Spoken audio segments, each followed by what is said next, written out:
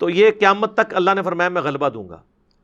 یہ الگ بات ہے کہ ہم جس زمانے میں زندہ ہیں اس وقت قرآن کی یہ شکل ہمیں اس طریقے سے ڈومیننٹ نظر نہیں آ رہی. علمی طور پہ تو یقیناً عیسیٰ ابن مریم کے ماننے والے حضرت عیسیٰ کے کفر کرنے والوں پر بھاری ہیں، یعنی جیوز کے اوپر مسلمان اور کرسچنز علمی طور پر ان کے دلائل کا رد کر سکتے ہیں.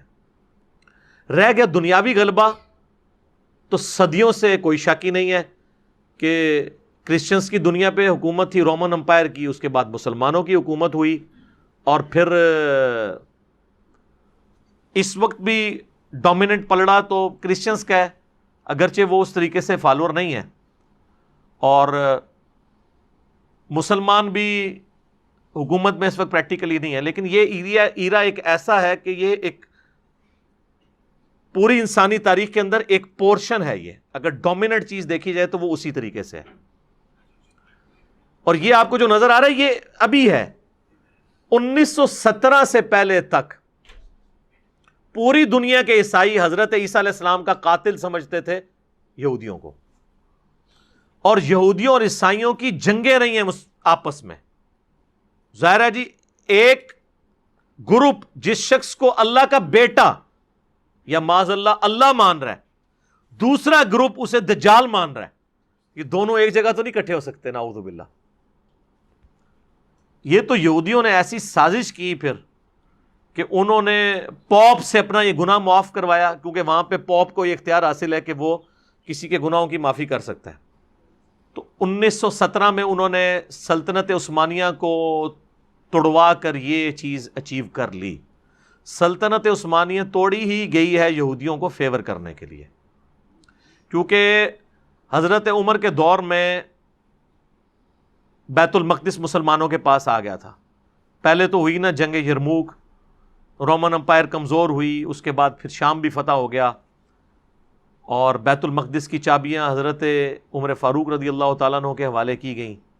وہاں پہ جو عیسائی تھے نا، یہ شام جو فتح ہوا یہ جنگ سے فتح نہیں ہوا تھا، بلکہ کرسچنز نے مسلمانوں کے غلبے اور اخلاق کی وجہ سے مسلمانوں کی فتح کو تسلیم کرتے ہوئے خود سے ایک پیس ٹریٹی کر کے نا یہ شہر حوالے کر دیا تھا سیدنا عمر کے. اور اس میں انہوں نے لکھوایا تھا کہ ہماری پہلی شرط یہ ہے کہ یہاں پہ یہودیوں کو آنے کی اجازت نہیں ہوگی. تو حضرت عمر نے کہا یہ میں شرط ماننے کے لیے تیار نہیں ہوں، یہ تینوں مذاہب کے لیے متبرک جگہ ہے، یہودیوں کو یہاں پہ آنے کی اجازت ہوگی.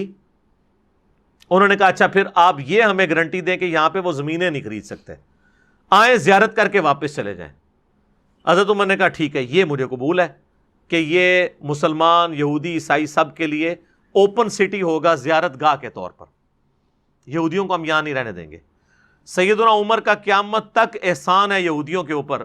وہ یہودی جو 600 سال سے بیت المقدس کے قریب پھٹک بھی نہیں سکتے تھے، کیونکہ بیت المقدس تو ان سے نبی علیہ السلام کی بعثت سے 500 سال پہلے چھن چکا تھا.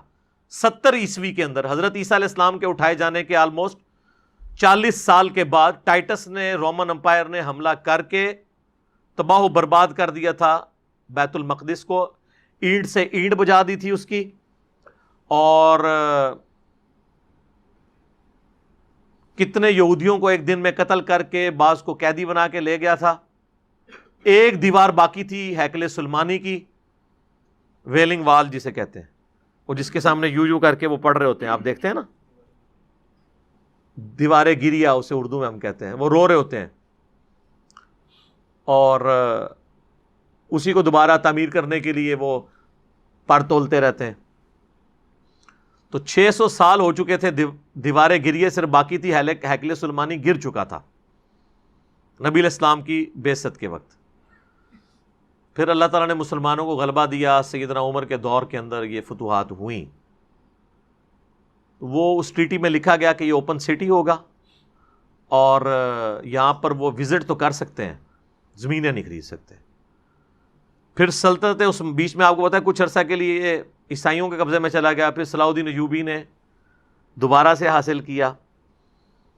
اس کے بعد ارتکل ڈرامہ آ گیا، تو پھر سلطنت عثمانیہ قائم ہوئی،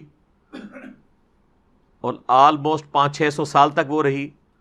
ان کو بھی پوری دنیا میں بڑی بڑی لالچیں دی گئیں کہ آپ یہودیوں کو یہاں پہ زمینیں لینے کی اجازت دیں.